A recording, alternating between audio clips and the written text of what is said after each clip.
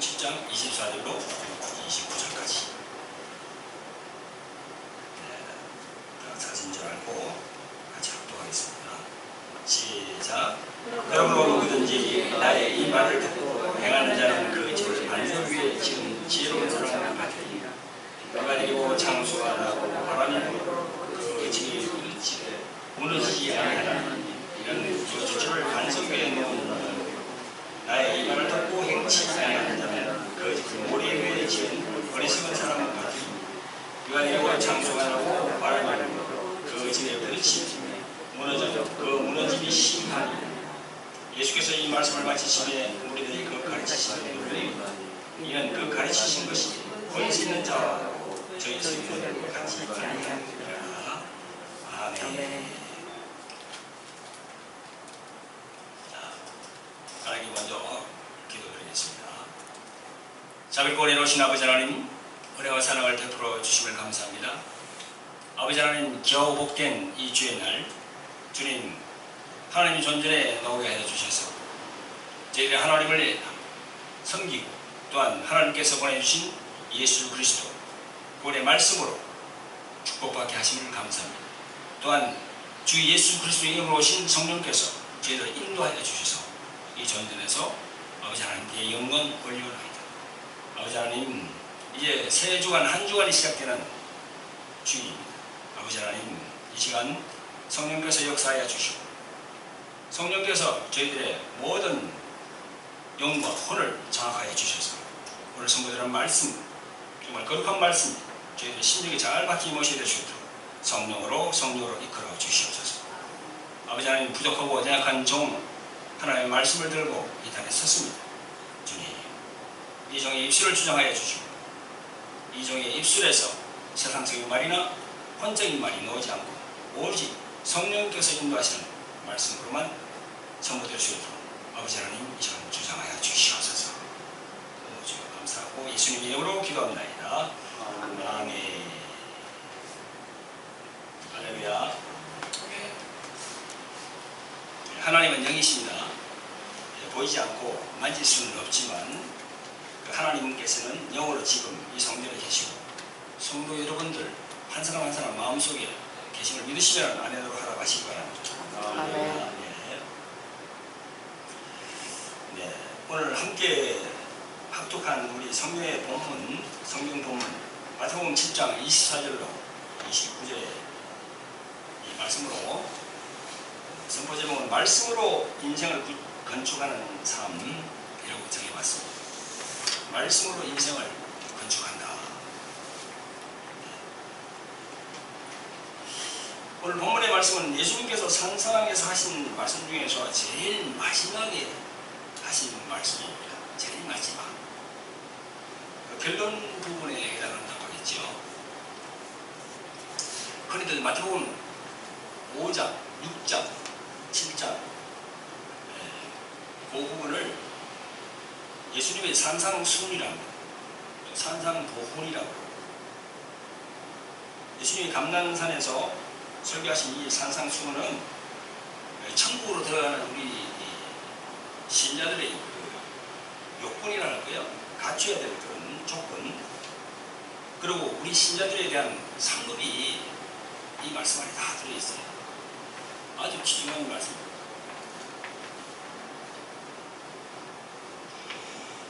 이 산상수는요, 전 인도의 수상 간디 그 사람은 예수를 믿지 않았어요. 비신자입니다.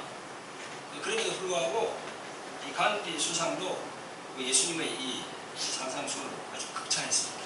그리고 인정을 했어요.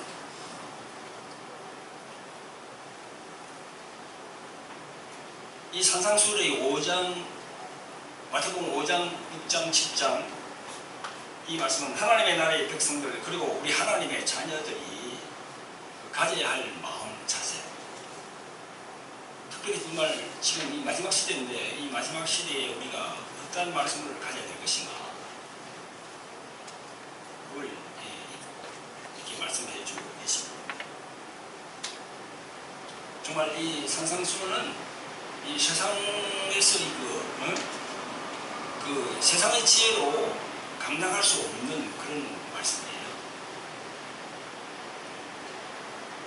산상수훈 5장, 6장, 7장을 쭉 읽어보면요, 예수님께서는 이 구약의 모세의 율법에 근거한 몇 가지 특징들을 계속 말씀하십니다. 여러분도 많이 읽어보셨죠? 그죠? 산상수훈, 그죠?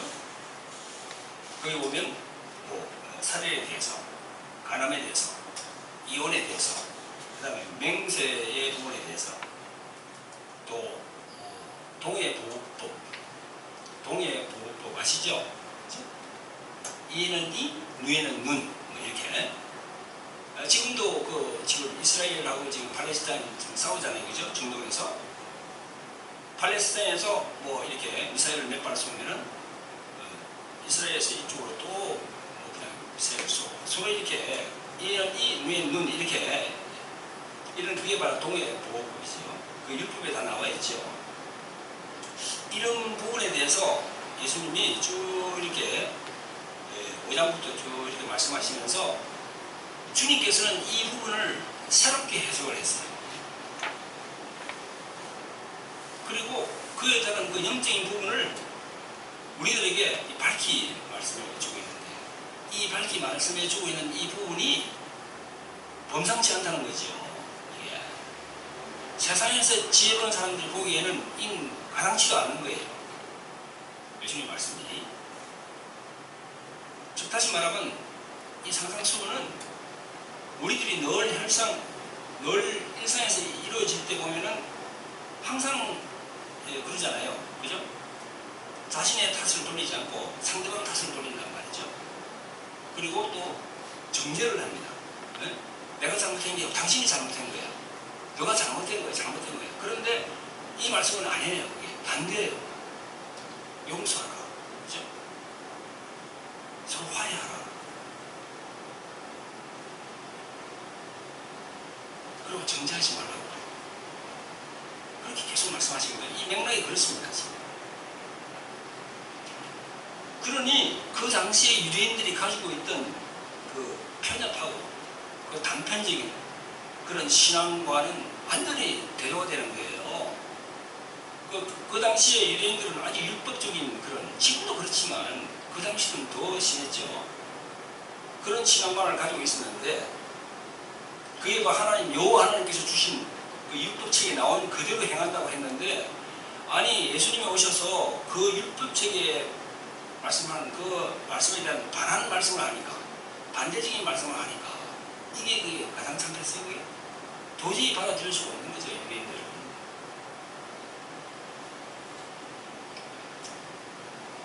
예수님께서는 그 바리새인들이 하는 그 이야기를 본받지 말라고 했어요. 그리고 하나님의 자녀들은 열린 마음을 가져라. 그 율법에서 지금으로 말하면 그 율법의 말씀에서 한 단계 더 업그레이드 시킨 거죠. 이제 업그레이드 올려서.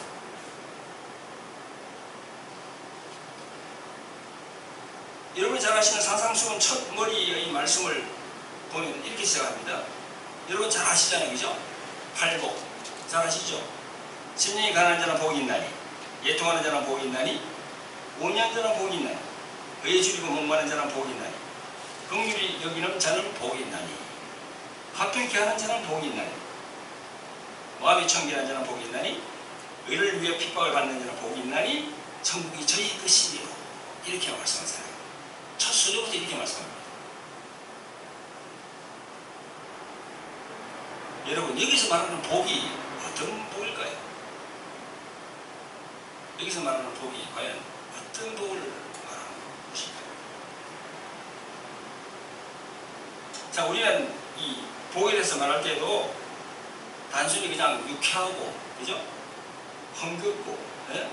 즐겁고, 그런 부분들, 또 긍정적인 부분들, 또 물질이 많은 것, 그죠? 즉 다시 말해서 돈이 많은 것, 복으로 생각합니다. 직장에서 성진, 또 관청에서, 그죠? 공무원 관청에서 이렇게 성진, 주님이 받았네요. 주님이. 크리스찬들은 그런 얘기를 하죠. 물론 그것도 복의 복의 개념이 들어가겠죠. 그러나 주님께서 말하는 복은 과연 무엇입니까? 예수 그 자체가 복이에요. 예수 자체가. 예수 그 이름 자체가 복이라는 거죠. 그 복은 천국하고 연계가 되어 있어요. 또 그 속에는 사랑과 용서가 들어있어요. 평강이 들어있어요. 할렐루야. 그게 복이에요. 여러분,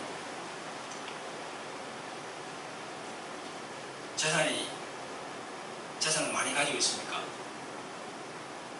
돈을 많이 가지고 있습니까? 또 그에 비해서 또 여러분들 재산이 없습니까?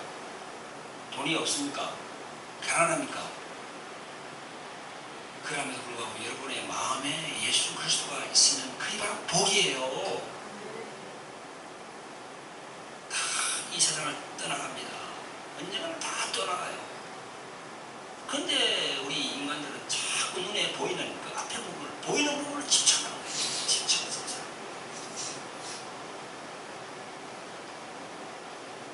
고린도후서 5장에 보면 그러잖아요. 그렇죠? 보이는 것은 잠깐이고 보이지 않는 것은 영원하다.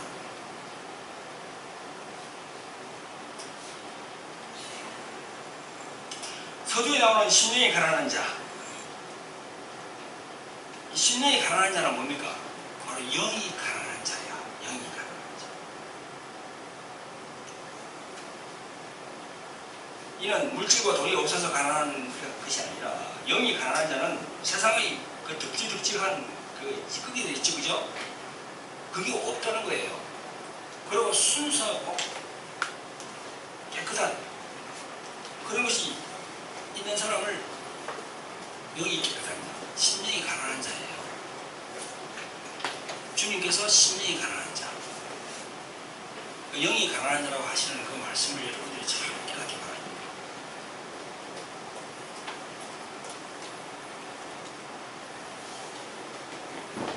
심령이 가난한 자. 좀 전에 제가 말씀드린 대로 주님의 말씀은 그 배경을 이루고 있는 것이 사랑, 긍휼, 그죠? 용서, 평강, 서로 화해, 그런 부분들이 안에 뭉치게 되어 있는 거지. 그게 바로 영적인 면이 있습니다. 그것이 마귀는 용서해 주지, 용서해 주지 않기를 바라요. 마귀는 사랑하지 않기를 바라요. 마귀는 서로 화평을 원하지 않아요. 마귀의 그 속성이. 그런데 예수님은 계속 그걸 말씀하시거든요. 그러면서 복음서에 계속 마귀와 귀신의 여호와가 계속 전쟁을 하시면서 계속 쫓아내잖아요. 그러니까 우리가 사랑, 주님은 사랑이라고 이렇게 말씀하시는데 맞습니다. 예수님은 사랑이시죠. 그 사랑의 뒷면에는 그 영적인 부분이 있는 거죠. 우리가 그 사랑은 모든 걸 다 이긴다고 그러잖아요. 그 왜 이깁니까? 그 이긴다는 이야기는 마귀의 그 물물에서 우리가 사랑으로 행하면 그걸 이기게 된다는 겁니다. 영적인 부분이 안에 들어있는 거지.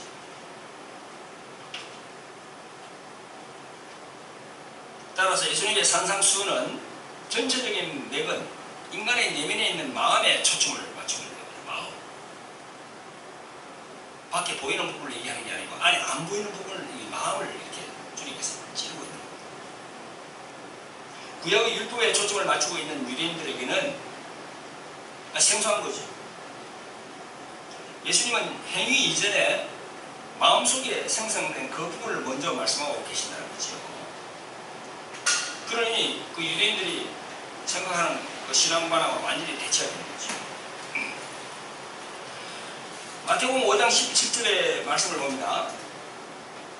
내가 율법이나 선지자나 폐하러 온 줄로 생각지 말라.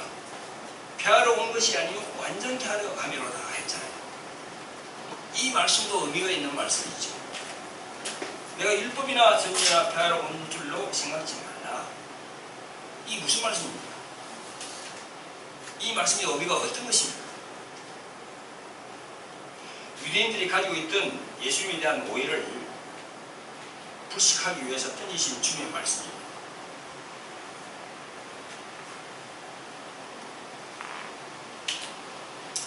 예수님께서는 근본적인 이 부분을 말씀하고 계시는데 유대인들은 그것을 인식하지 못했고 또 이해하지 못했어요. 계속 말씀합니다. 마태복음 5장 21절에 보면은 옛사람에게 말한 바 살인치 말라 누구든지 살인하면 심판을 받게 되리라 하였다는 것을 너희가 들었으나 옛사람에게 말한 바 이게 무슨 뜻입니까? 십계명이 나온 거죠. 옛사람. 다음 구절을 보세요. 예수님이 뭐라 합니까? 나는 너희에게 이르노니 형제에게 노하는 자마다 심판을 받게 되고 형제를 대하여 나가라 하는 자는 공회에 잡히게 되고 미련한 놈이라 하는 자는 지옥불에 들어가게 되리라.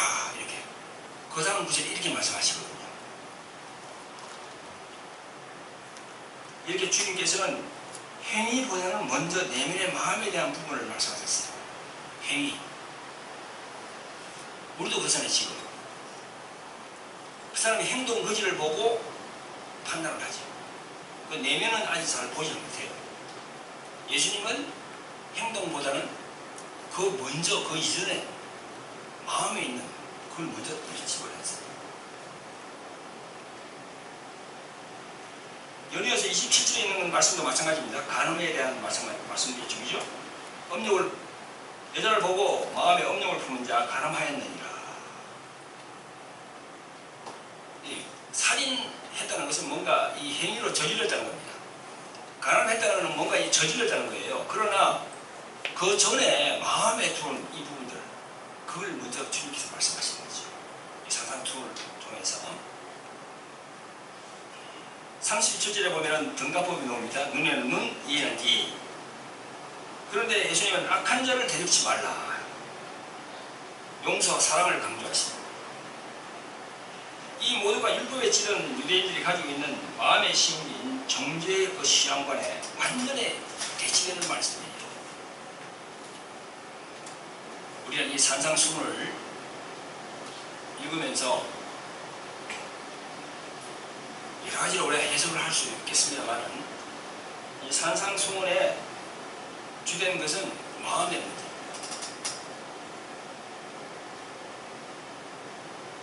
자, 그러면서 마태복음 6장으로 가보면요, 구제,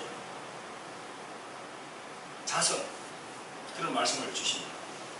그런 다음에 또 기도와 금식에 대한 말씀도 주시고 재물에 대한 가르침의 말씀도 우리에게 주십니다. 21절에 보니까요, 너의 보물이 있는 그곳에는 너의 마음도 있느니라.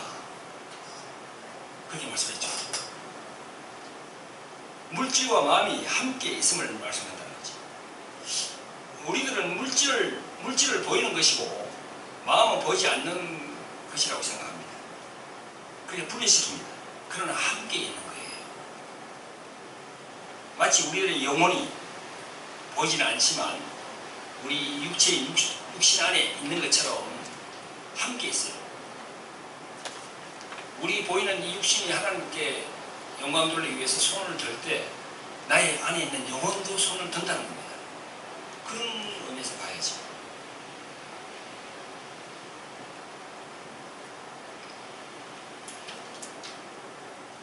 자, 그러면서 마태복음 7장 이래 넘어오면요, 산상수훈 주님께서는 비판에 대해서 말씀합니다. 희와 들보, 여러분 잘 아시죠, 그죠? 10장 중반으로 들어오면은 천국으로 들어가는 방법에 대해서 말씀하십니다. 구하라. 구하되 좁은 문으로 들어가라고 13절에 말씀합니다. 구하되 좁은 문으로 들어가라는 겁니다.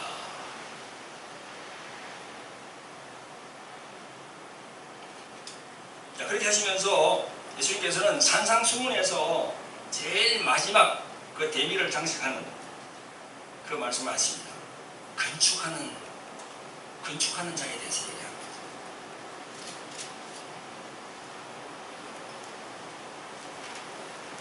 오늘 살고 있는 우리들에게 주님께서는 너희들이 산상수훈의 모든 말씀을 어떻게 삶에 적용을 할 할 것이냐, 그렇게 묻고 계시는 것입니다. 이 산상손의 이 말씀을 바위 위에 단단한 그렇게 지을 것이냐, 아니면 모래 위에 지을 것이냐, 그렇게 말씀하십니다. 여러분, 우리 모두는 자신의 인생의 집을 짓는 건축주하고 같아요. 여러분, 한 사람 한 사람은 지금 자신의 집을 짓고 있는 겁니다. 제일 마지막 때는 그 공력을 시험받게 됩니다. 풀로 지었는지, 풀이나 나무로 지었는지, 안 그러면 단단한 돌로 지었는지, 그죠? 공력을 시험받아요. 어떻게 하면 하나님의 말씀으로 견고한 집을 내 삶에다가, 내 영혼 위에다가 이렇게 지을 수 있을까? 많이 이렇게 생각하고 또 분민하면서 주님께 나아가실 예수님의 여러 축원드립니다. 자, 두 가지 정도로 여러분들에게 말씀을 드리고 말씀을 뵙겠습니다. 첫째로, 하나님의 말씀을 들어야 되겠죠. 요한계시록 1장 11절에 보면 귀 있는 자는 성령이 교회들에게 하시는 말씀을 들을지어다, 이렇게 말씀하십니다. 우리 모두는 분명히 귀가 있어요. 그죠? 우리 모두는 우리 이 얼굴에 여기 귀가 있는 걸 분명히 알고 있어요. 그리고 우리를 지으신 하나님께서도 우리가 귀가 있는 걸 분명히 알고 계십니다. 그럼에도 불구하고 말씀에는 귀 있는 자는 그렇게 말씀하시죠. 다 귀가 있음에도 불구하고 귀 있는 자는 이렇게. 그건 어둠에서 깨어난 신앙을 가져라, 그런 얘기죠. 여기가 조사옵나이다 하고 그 자리만 고수하지 말고 한 단계 더 업그레이드를 시켜라. 내 신앙을 한 단계 더 업그레이드 시켜라. 그런 말씀하고 똑같은 거겠죠. 로마서 10장 17절에도 그러므로 믿음은 들으면서 나느냐, 들음은 그리스도의 말씀으로 말미암는다, 이렇게 말씀하십니다. 디모데후서 3장 16절 17절에도 말씀하십니다. 모든 성경은 하나님의 감동으로 된 것으로 교훈과 책망과 바르게 함과 의로 교육하기에 유익하니 이는 하나님의 사랑으로 온전케 하며 모든 선한 일을 행하기에 온전케 하려 함이니라, 이렇게 말씀합니다. 하나님의 말씀을 들어야 됩니다. 말씀을 들을 때 믿음이 생기는 거죠. 각 교회에서도 유치부가 있지 않습니까? 우리 교회도 유치부가 있죠. 지금 지금 그죠? 지금 우리 김영순 전도사님이 지금 가르치고 있죠, 그죠? 어릴 때부터 이렇게 하나의 말씀으로 잘하고 키워야 돼요. 그게 바로 그네들의 삶의 기초가 되는 겁니다.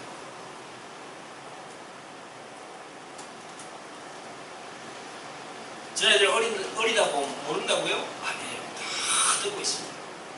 다 듣고 있습니다. 그러면서 자라다가 10대에 가서 혹여나 시련의 바람이 불어온다 하더라도 그 애들이 어릴 때부터 이렇게 3살, 4살 쭉 이렇게, 그죠? 어릴 때부터 쭉 들어오는 말씀 있잖아요, 그죠? 그게 다 생각나게 성령께서 얘기해 주는 거예요. 그래서 중요한 겁니다.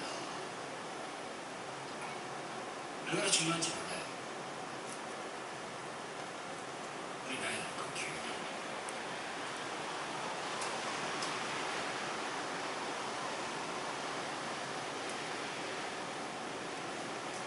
말씀을 듣게 해요. 말씀을 듣게 해요. 그 말씀을 듣는다는 의미는 예수 그분을 본다는 겁니다. 태초에 말씀이 계시니라. 태초에 예수 그분이 계시니라, 이 말 아닙니까? 그러니까 기록된 말씀도 말씀이지만 그 기록된 말씀 그 뒤에 계시는 예수님, 그 예수님을 자꾸 본다는 겁니다. 이렇게 접한다는 거예요.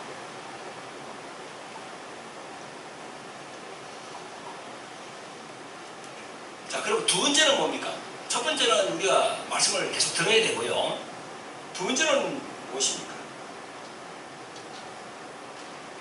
하나님의 말씀에 순종하고 또 그 말씀을 들은 것을 적용을 시켜봐야 된다는 거예요. 내 삶의 적용을.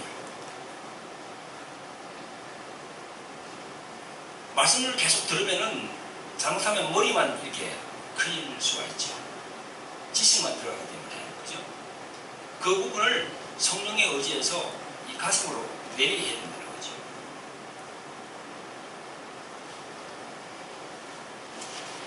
예수님께서 말씀하시기를 어리석은 자들은 듣고서도 행하지 않는다고 말씀하셨습니다. 그죠? 우리 오늘 봉독한 본문에서도 두 사람이 나옵니다. 두 사람 모두 듣기는 했지만 그중 한 사람은 듣고 행하는 반면에 다른 한 사람은 무시해버렸어요. 우리는 하나님의 말씀을 무시해서는 절대 안 됩니다. 그게 바로 죄입니다. 하나님의 말씀을 무시하고 하나님의 말씀을 거역하는 것, 불순종, 그건 바로 죄라는 거예요. 또한 또 중요한 게 또 있습니다. 우리가 듣고 행할 때 내 스스로의 행위가 주체가 되면 안 돼요. 성령의 인도함을 받아야 돼요. 성령의 인도함.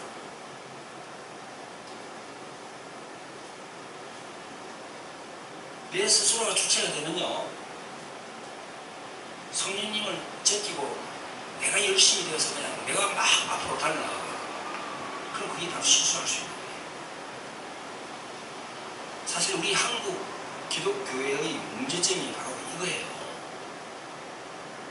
하나님의 말씀으로 잘 가르칩니다. 잘 알려줘요. 지금 참 말씀은 홍수같이 막 쏟아지죠. 각종 인터넷, 그죠? 뭐 말씀을 많이 하십니다. 그러면서 그 말씀대로 지켜라. 또 그 말씀으로 인격을 수양해라, 교양해라. 많이 강조합니다. 그런데 문제는 그 말씀을 보증하고 지원하는 성령님의 역사가 약하다는 거예요. 어떤 면은 전혀 없다는 거예요. 지식만 계속 가르치니까. 그게 문제입니다. 성령님의 지원과 보증이 없는 행함은 율법적인 행함이 된다는 거죠. 2000년 전에 바리새인들. 예수님 그랬잖아요. 마태복음 23장에서 화이실 진짜 얘들, 응? 바리새인들이 아주 질타했잖아요. 그죠?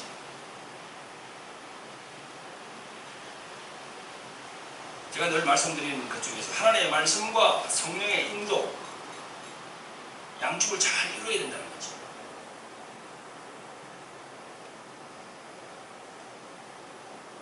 자, 오늘 말씀을 결론을 내겠습니다. 자, 우리들 크리스찬들이 이 세상을 살아가기 있어서 얼마나 바쁘게 또 분주히 살아가는지 모릅니다. 정말 참 바빠요. 너무나 바쁩니다. 이러한 과정에서 하나님의 말씀대로 그 말씀을 토대로 해서 듣고 순종하며 행하는 것이 쉬운 일이 아니에요. 참 어렵습니다. 그럼에도 불구하고 그렇게 해야 돼요. 그렇죠.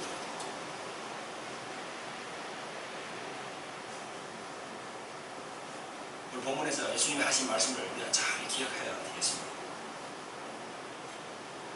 말씀을 듣고 성령님에 의해서 행하는 자는 지혜로운 사람이라 그렇게 주님께서 말씀합니다. 말씀을 듣고 행치 않는 사람은 어리석은 자라고 얘기합니다. 지혜로운 자는 향후 먼 곳까지를 내다보고 생활하는 그런 사람이겠지, 그죠? 어리석은 사람은 누굽니까? 현재에 만족하는 사람이에요. 우리가 현재만 만족하면 되겠습니까? 여러분들이 이 세상에 태어나서 영원히 살 수 있는 존재입니까?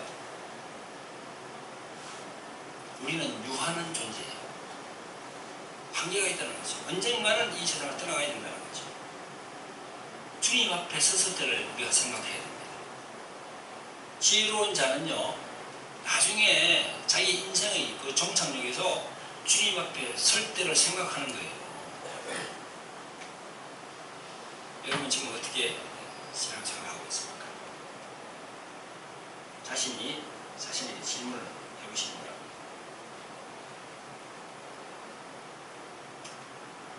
예수님이 말씀하신 지혜로운 자와 같이 자기 자신의 삶을 반석에 건축하는 성도 여러분이 되시기를 주님으로 축원드립니다. 할렐루야. 기도하겠습니다. 자비를 보내오신 아버지 하나님, 은혜와 사랑을 베풀어 주심을 감사합니다. 오늘은 마태복음 7장 24절로 29절까지의 말씀을 가지고 주님께서 마태복음 5장, 6장, 7장에서 말씀하신 사람 손에 관해서 주님께서 피 흘리고 구원시킨 우리 하나님의 자녀들과 함께 은혜를 나누었습니다. 아버지 하나님, 저희들은 부족하고 연약합니다. 늘 성령께서 말씀으로 이끌어 주시옵소서. 또한 저희들이 말씀뿐만 아니고 성령의 지원과 보증을 받을 수 있도록 성령의 충만을 주시옵소서. 부어주님 영광 받아 주시옵소서. 예수님 이름으로 기도합니다. 아멘.